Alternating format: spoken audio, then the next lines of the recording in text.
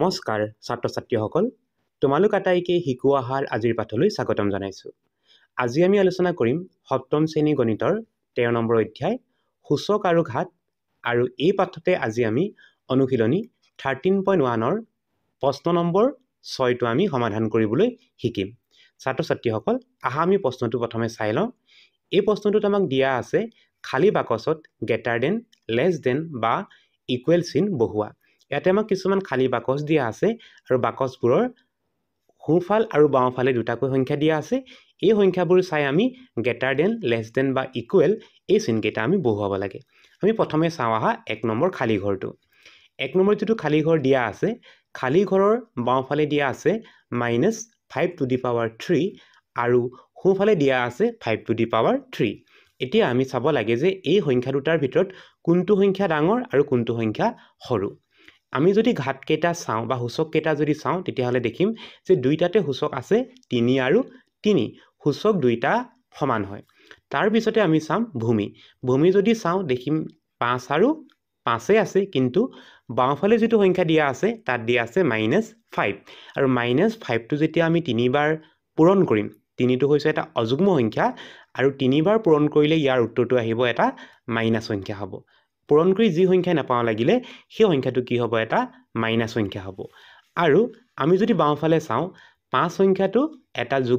এটা ধনাত্মক সংখ্যা হয় আৰু 5 টো 3 বাৰ যেতিয়া পূৰণ কৰা হয় সি এটা কি দিব ধনাত্মক সংখ্যা দিব তেতিয়াহলে আমি গম পালো যে বাকচৰ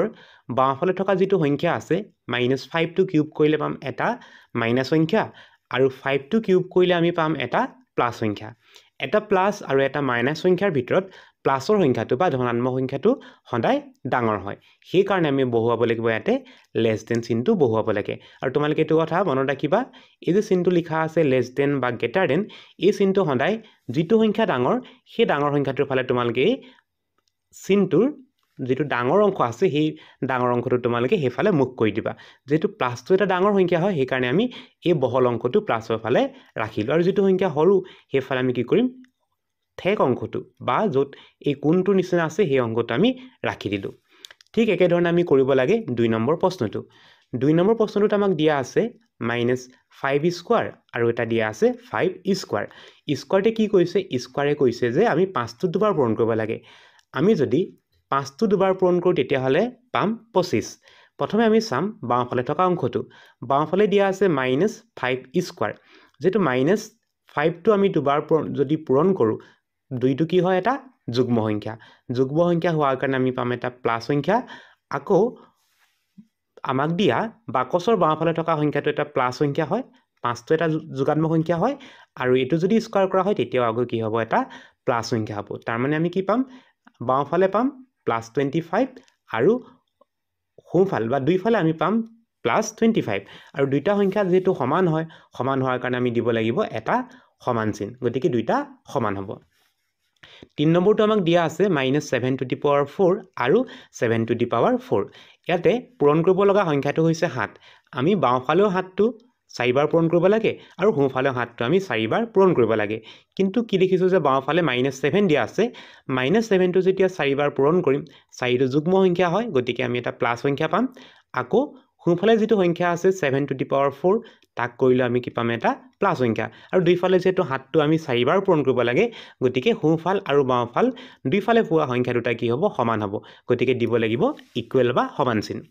4 নম্বৰটো দিয়া আছে -1 টু দি পাৱাৰ 15 আৰু -1 টু দি পাৱাৰ 10 ইয়াতে আমি চাম ঘাত কেইটা 15 টো হৈছে এটা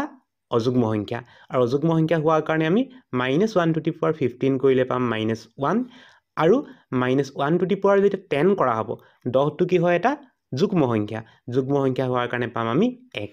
বিয়োগ 1 আৰু যোগ 1 একেটাৰ ভিতৰতে কি হ'ব 1 টো ডাঙৰ 1 টো কি হয় এটা ধনাত্মক সংখ্যা হয় সেই কাৰণে ডাঙৰ সংখ্যাটো হ'ব 1 আৰু সৰু সংখ্যাটো হ'ব -1 আমি বহুৱাব লাগিব ইয়াতে লেছ দেন চিন